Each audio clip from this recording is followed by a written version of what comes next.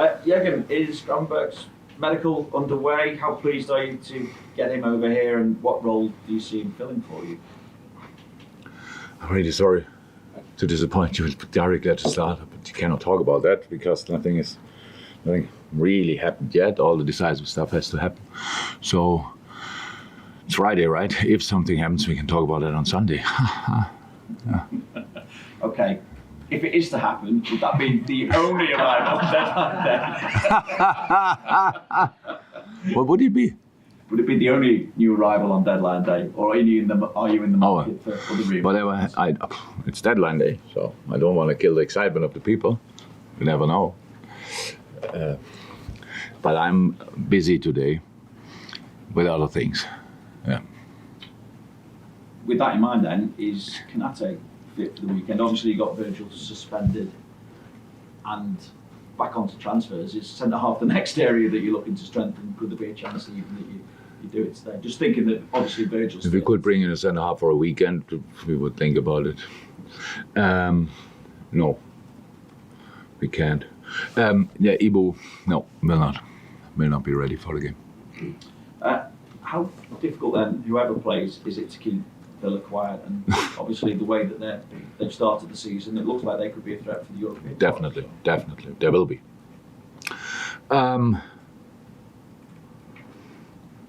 Saw the game against Burnley. I saw now, meanwhile, pretty much all the games, but I watched it when it happened. And Burnley was good, to be honest, but Aston Villa is a machine, counter-attack, good organized. Everybody committed 100%. When they defend deep, then they defend deep with all. From there they go. I think everybody agrees when you look at Villa, the players they brought in, it make massively sense. Have speed on the wings. Watkins up front. McGinn, super smart, physical as well, but then really looking for these balls in behind and these kind of things. So it is a massive game, no doubt about it. And we have to play a top game to get something out of it, and we need Anfield as well. So that's what we have to make sure. I know that always depends on the way we play, a little bit at least, and we have to do our part, but I know the people are ready to do their part, especially after last weekend. And after that is international break, so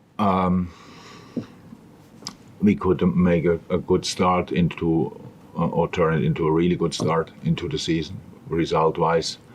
But a massive 115 minutes in between now and then.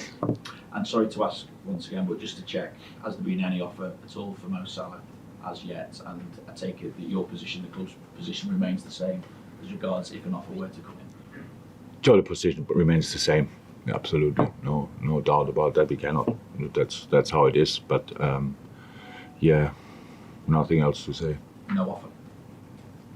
Not as far as that I know, but that doesn't mean a lot, to be honest. Thank you. Morning. Hi. Just on other team news, just wondering about Thiago and Curtis Jones. Yeah, Curtis is back in training fully. Thiago not. Thiago had a little setback. Started training with the team and had a little setback, so we have to slow down there a little bit. It's not cool for him, it's not cool for us, but it's how it is. And Thiago will use the international break for that. Then obviously to be up to speed, I'm pretty sure that should be hopefully enough for him then. And all the rest, until now, all the rest is available. What impact in last week's game what was it had on Darwin? Because I guess strikers obviously thrive on confidence. What impact has that had on him? Yeah, massive. That's clear. That's what he wants, what we want. That's exactly how it should have been. Being a massive threat, you could of course see it the next day, but everybody could feel it. This game was massive. It was, and the way it happened, all these kind of things. It looked for a while, for 10, 20 minutes, like everything goes against us. Not destiny. We had our hand in that, but how the boys fought out of that was pretty impressive. And so now we should try to do that with 11 players. That would be helpful. Jürgen, overall, without knowing what's going to happen today on deadline day, how would you assess the business with the incomings that you've had and the balance of the squad right now that you have now? Have you been happy with how it's? Yeah. Look, it's like that. We pretty much have to reinvent the team. We have to. The midfield is now already and will be completely new. Over the last few years, we had to do the same with our front line. The most stable area is obviously the last line, but now not because with the injuries and the suspensions. But and we had to do that in a season where we didn't qualify for the last year we qualified for the Champions League, but this year we didn't, which has a massive impact. That's how it is, and I know people expect it to be different, but it's how it is. And so I really think we did good business. The players we brought in are really good. Will help the team. Will even get better. And I think, especially for Maka and Domi, everybody could see that already. For Endo, it's a massive step, massive change in the way he used to play and the way we play. So that needs obviously a bit of time to get there, but it's no problem. And so I really like the team. Not to say I love the team. When I look at it before we start a game, and you look at the lineup, and you look at the option on the bench, where the last week's now a bit young, but even that is great. I think everybody loves it when Dog is coming on and when he's having his minutes in these kind of games. All the boys, Stefan is back in full training. So yes, we got younger, but we had to. We are less experienced, but that's normal. But we are full of desire, and that's I love this team. Jürgen, obviously, in a different scenario, you'd have Virgil van Dijk available, but he's not because of the red card. It does, however, give an opportunity, if selected and if he's fit to play, for Trent to captain the side, presumably. So, a proud moment for him, because I don't think he's actually ever captained Liverpool at Anfield before. Did he have it? Oh, he did it last week, you mean? For me it's a bit difficult to think myself in that situation. I was captain for a long time, not at a club like Liverpool, but it was more work than honor, to be honest, as far as I remember it. But probably it would be a massive honor for him. But thank God he could practice it a little bit last week, so he might not be. He's used to the different weight on the left arm, I think. That's it. Could happen, and if it happens, he's ready for it, I'm sure. How impressed were you with him last week, the way he kind of navigated his way through the game after that difficult start? Yeah, super. I think a lot of people would have thought, and I thought as well for a minute or two, do we have to change him? Do we have to make that change already? And I'm very happy that I didn't do it, and I'm even more happy that how Trent got through this game, because it is difficult. I think we all agree that everybody in the stadium, besides the Liverpool fans, wanted him to go off as well, like in the next situation, and pretty sure it would have happened if Trent would have given anybody the chance to do so. So that was a big step in his development, absolutely, to keep his calm, to even to step up in the game, because he was really in it. He was super important, defending in the defensive part before the first goal. It's not now that's not a pass everybody will remember forever, but it was a sensational pass through the lines. Diogo, Mo, bam, in behind, these kind of things, or Mo, Diogo. So it was like this. So how I said, we learned already a lot this season. People learn more, but we have to use as well already what we've learned so far. Carl, Just go back to the midfield question. Just wondering if you could evaluate how the dynamic and the skill set has changed with the midfield you have now compared to the midfield you had at that time. We will see that. So a natural skill set, I think, is obvious, but we had to replace and to change the most successful midfield in the young history of this club. So Fabinho, Henderson, Milner, Gini Wijnaldum a few years now ago, and all had big parts in that team. Like Naby, Oxley, they all played big parts in that midfield, and in our best periods, I remember that here you faced. Or you asked me the question if we are enough of a goal threat from this midfield.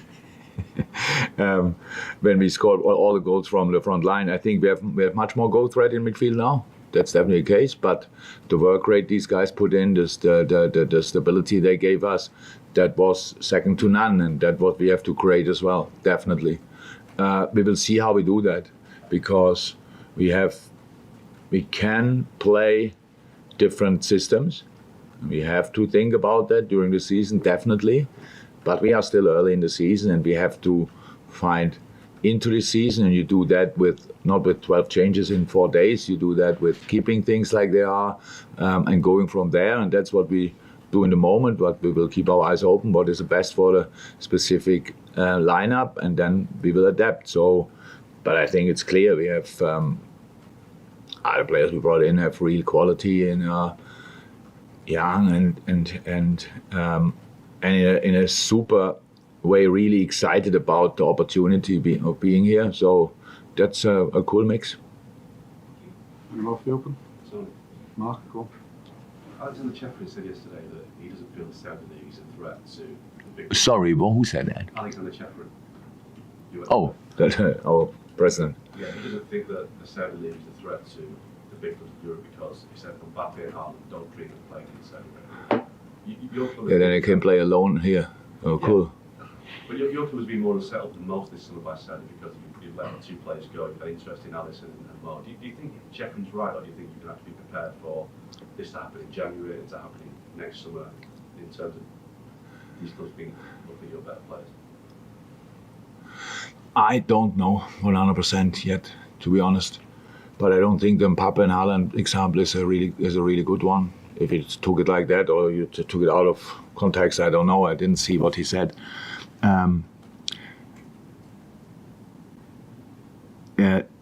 They are that young and earn already proper. That's a different thing. But I don't know how sustainable it is, how long it will stay like that. I don't know all these kind of things. But I think the next 2 weeks will show how much of a challenge it is, because whatever happens there, obviously, nobody can react anymore. That's something I think UEFA or whoever should have an eye on to sort that, because we all have to protect the game, and we want, and it's not a league or whatever, it's the game. And obviously, I love all my players who play now in Saudi Arabia, and usually I would watch them, but I didn't see anything yet. So maybe you can, I don't know exactly where, but it's not like that it distracts me now from my watching habits. But we have to make sure that these European leagues, and he's whoever was, that they stay as strong as they are, and for that we always can help from these kind of things, like changing rules slightly, adapting rules, making some laws, whatever the laws or rules will make sense. We are all a bit surprised still, probably in that sense, by the activity from Saudi Arabia, but it happened a lot, and a lot of players went there, and that improves the league. They are definitely, in the moment, it's like, okay, I said I didn't watch it yet, but that doesn't mean I will never watch it. It just means so far I don't know where to find it, and that's the situation. So I don't know where it will lead to, but it feels rather, and more important things than that, but rather like a threat or a concern than not, to be honest, because I can't see how we really can deny it in these moments, in these specific moments. Well, what can we do? Say no, and then that we can do that. But that's the difference between the contracts here and the contracts there are that big that causes problems, definitely, 100%.